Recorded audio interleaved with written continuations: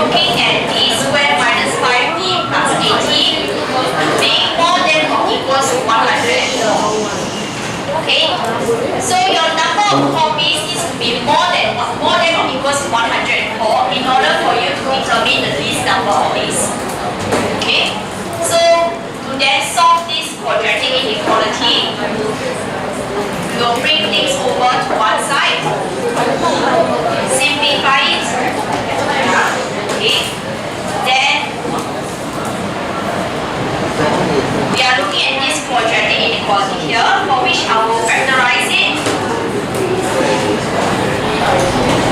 Okay, and then we solve by relying on the graph.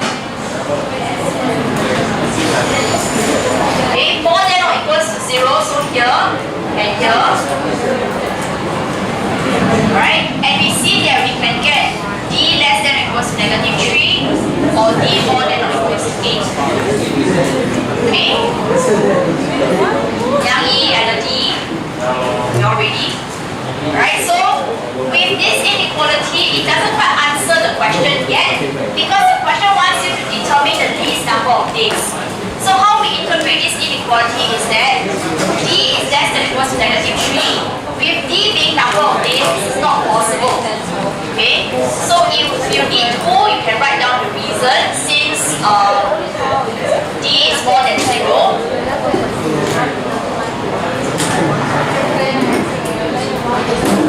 okay, this solution itself has to be rejected. Therefore, the only possible solution range is d more than or equals to 8, and hence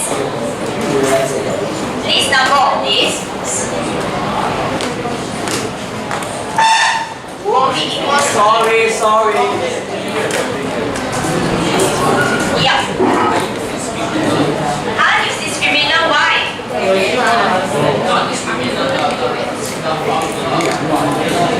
Instead of factorizing, can. But then it is meant for us to determine the roots. Essentially, we're still trying to solve a quadratic inequality. It's fine, but then the purpose of using the formula is to know the roots over here. It is not meant to directly take the value as the answer. Yeah. Okay. Questions? Okay. Next, we look at 5b.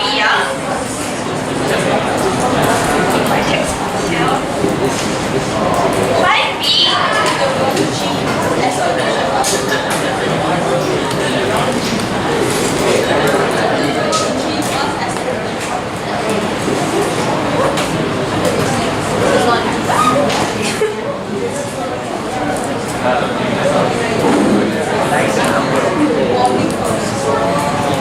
Okay, now for 5b, right, I think there's a problem in the question itself, okay, because of the ambiguity. Okay, the question says that we want to find the range of values of t for which this quadratic equation has two real roots. Okay, what does it mean when we say there's two real roots regarding the discriminant? More than 0, right? I think the solution given in your textbook suggests more than or equals to 0. Am I right? Okay, so I have discussed with the other teachers, okay, we felt that this is a rather ambiguous and vague question, okay, in the exam they wouldn't have phrased it that way, right, but we will just take it as two real roots, as two distinct real roots, okay, when they imply this manner, hence we will find the discriminant with be as such. Okay. So we will form the discriminant inequality to be more than 0 instead of more than or equals to 0. Okay. Someone has something to say just now? Yes. Yes. Okay. So because there's an ambiguity, right? You can definitely say that there could be two real and equal roots or two real and distinct roots, right? But I think to avoid that confusion, okay, amongst all of us, okay, let's just take it as number of count real roots.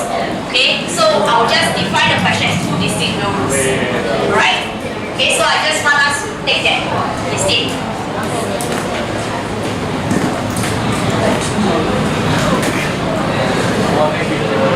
Okay. So then from there, I trust that you know how to continue solving. Okay. Next, for question 5C.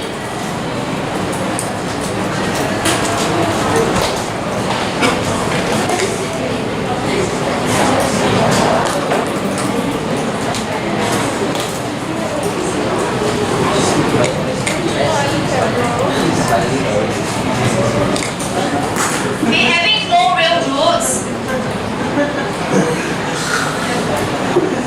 Okay, no real roots. In this case, discriminant. What would it be? I said again, can you tell me what's the discriminant that you got? Yes. I think it might be correct, but I still got the wrong one. Never mind, you just tell me what is the discriminant. Wait. No. Minus 2 squared. Minus 4.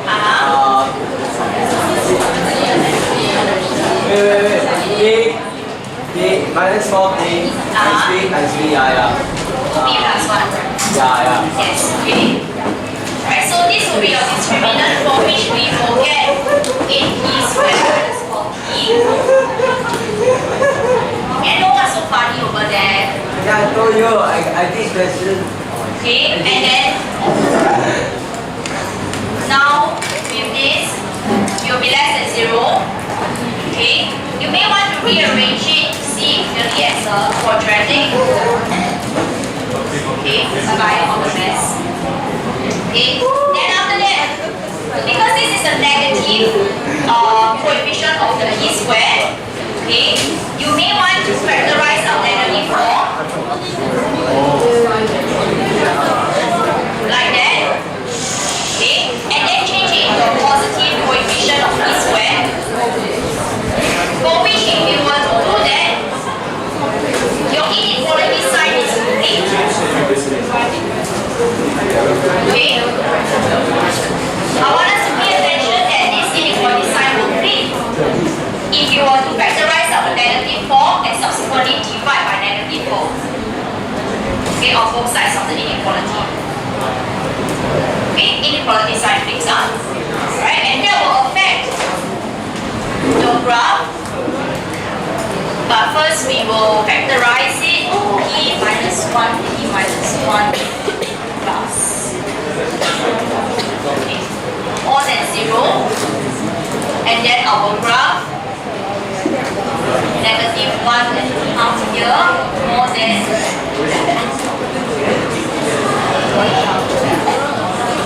And hence we get this answer. Yes, okay. Okay. Yes, Alex.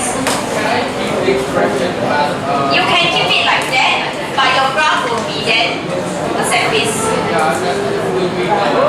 The answer will be the same. Yeah, no problem. Huh? It's the same process of factorization. Yes, you need. Yes, you need. For P, for P less than negative 3 or P more than 3, yes. So it's not less than, it's equal to. No. Yeah, because of how I close to the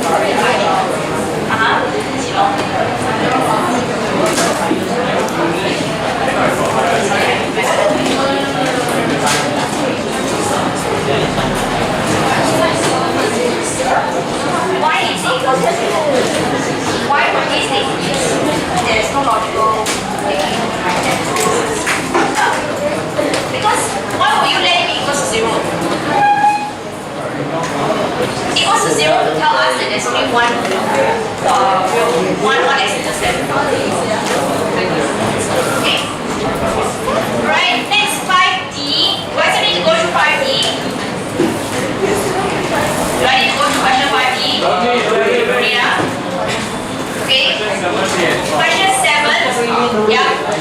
5E.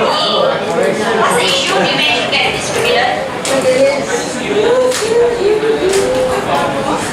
No, it should be negative 4E squared minus 8E. You check your expansion. Yeah. Okay. You try to check this. Right? I'll go to question 7 first. Alright.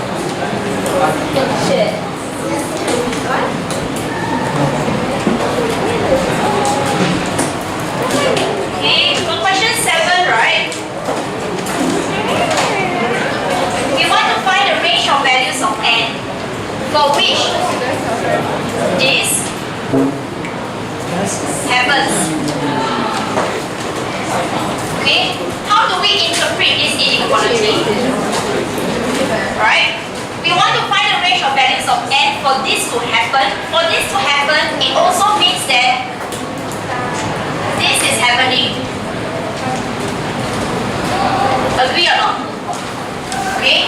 If you want this inequality to happen, it is as good as saying that this inequality will also happen. For this inequality to happen, it also suggests that this curve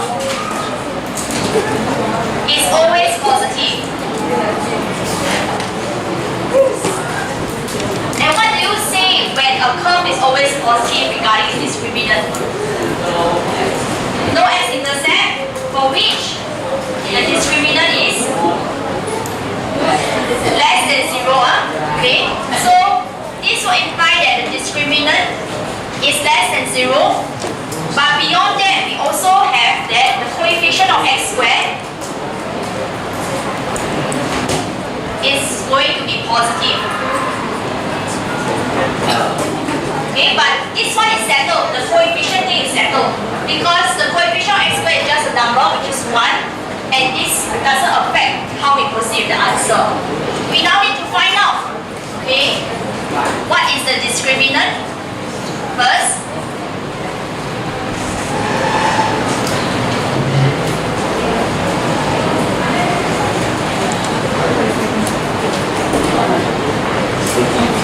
Okay, and we have this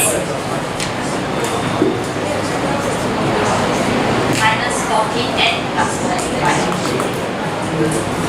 Okay, so now the discriminant has to be less than 0 due to the conditions given in the question, and hence we can solve it by first factorizing it.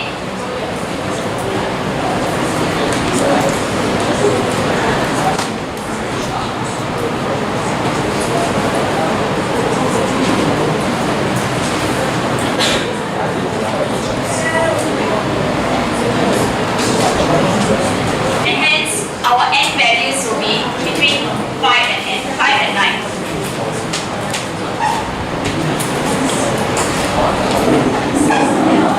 Yes. Questions? Okay. Next we look at question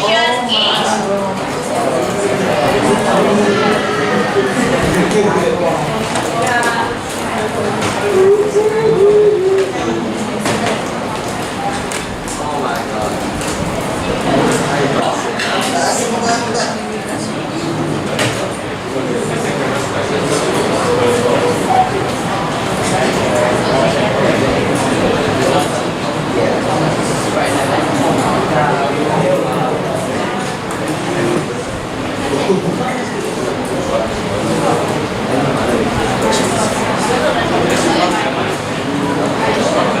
Okay.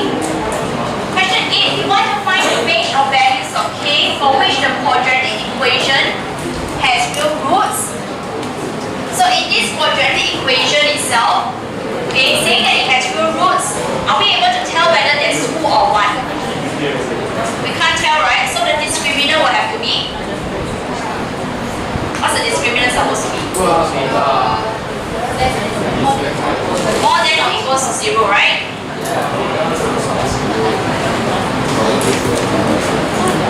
But before that, need to rearrange the equation.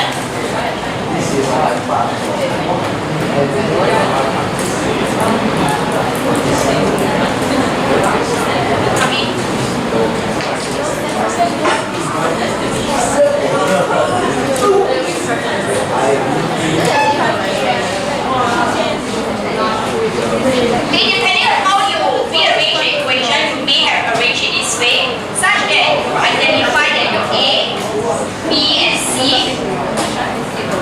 is like that.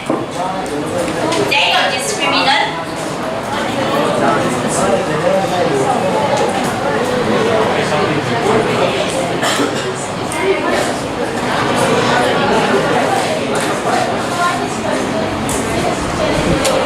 Okay, your discriminant will be this way. Right? Okay, so applying a little bit of our indices laws that we have just learned. While I may have explained this a few times in different methods,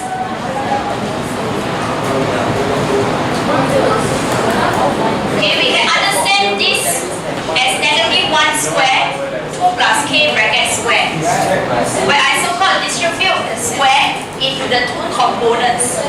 There are two components here, negative 1 and the 2 plus k.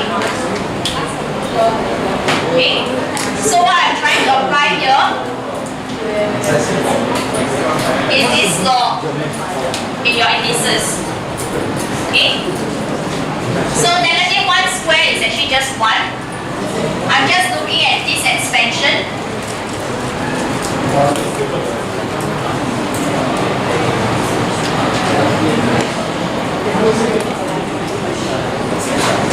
Okay, and we get this. Then because it says it has real roots, so our discriminant will have to be more than or equals to 0. If you choose to maintain the negative sign, you may, but your factorization needs to be consistent. Okay? Why is it more than equal to 0? Because the question only say has real roots. Never say two distinct real roots or one or two equal real roots. So we just take it as 4 bar. Yes, because they don't say how many but. Okay. Unlike just now the question it says two real roots. I think generally language wise we take it as two distinct real roots. Okay. To avoid that confusion. Alright, so from here, if you choose to take away the negative sign, that will mean your inequality sign has to flip because you're dividing across by negative 1.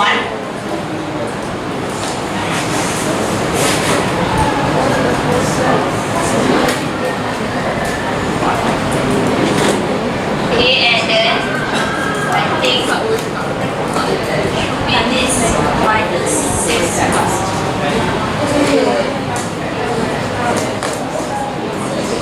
Negative 2/3. Yeah. I divide by negative 1. So inequality.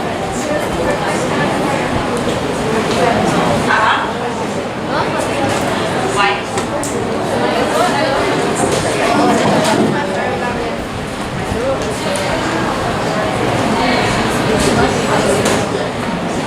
So k is between negative 2/3 and 1. Okay. There is an extra condition to this question regarding k. Let me just check what you have in the next answer key now. Question 8. Yes. In your textbook's answer key, you will notice that they also include k not equals to 0. So why? Why is it that we also have this statement?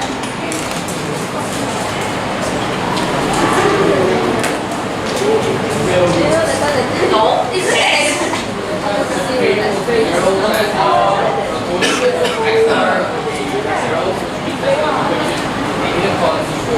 Okay, we need this because otherwise your quadratic equation itself will lend itself such that this becomes 0 because when k is equals to 0, then there doesn't exist this term anymore. And when this term doesn't exist, is this entire thing still a quadratic equation? No. Okay, then your entire thing here isn't valid anymore. Okay, so that's why you need to have this. Yeah, since the equation is quadratic.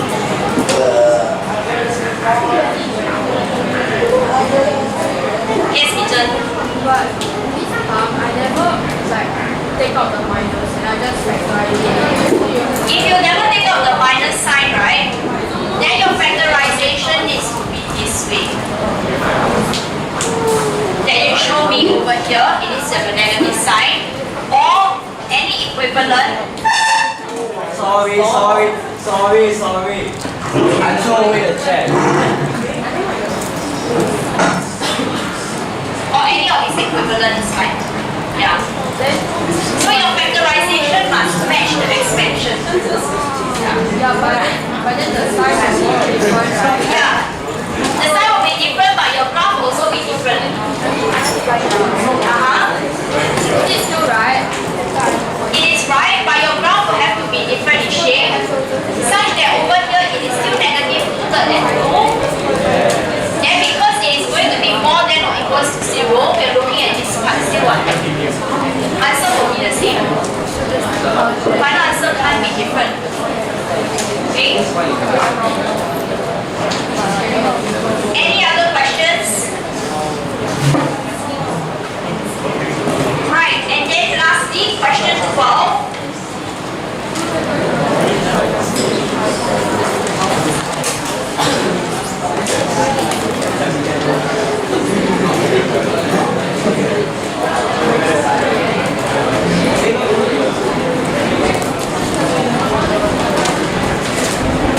Okay, question 12a says that find the value of m for which the line is a tangent. When we say tangent, what does it mean?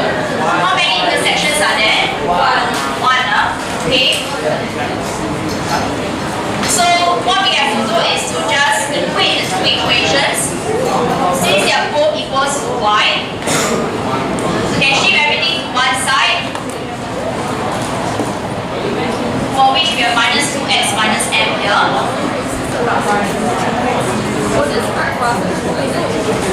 Minus 8x plus y minus m. Okay. And then our discriminant.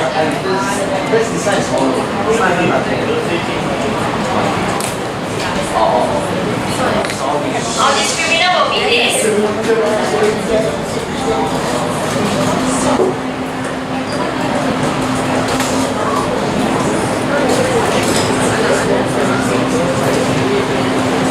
And because of tangent, our discriminant will then be equals to 0.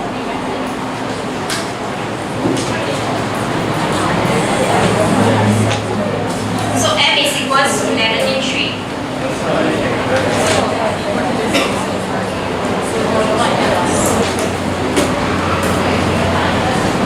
Okay.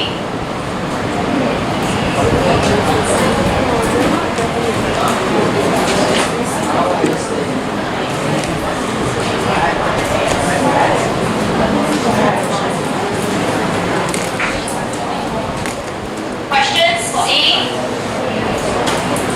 Next for B, explain why this equation where k is more than 0 does not have real roots.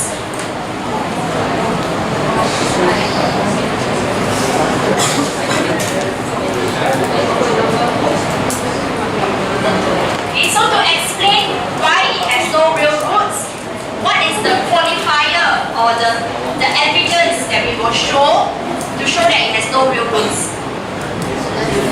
We must show that the discriminant is less than 0. So in order to show that the discriminant is less than 0, you better go and find out what is discriminant first. Right? And that will be B is your -2 square root 2k plus 1 squared. Brackets. Minus 4ac. Okay. Then over here requires a little bit of algebraic manipulation. Since we have already learned our indices, you can see this as two components again. -2 versus your 2k plus 1 square root. So I'm seeing it as -2 squared and then square root 2k plus 1 squared, which is 2k plus 1. Because the square root and square disappears.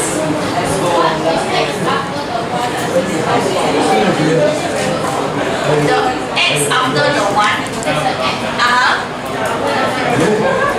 The entire coefficient of x is this thing 1.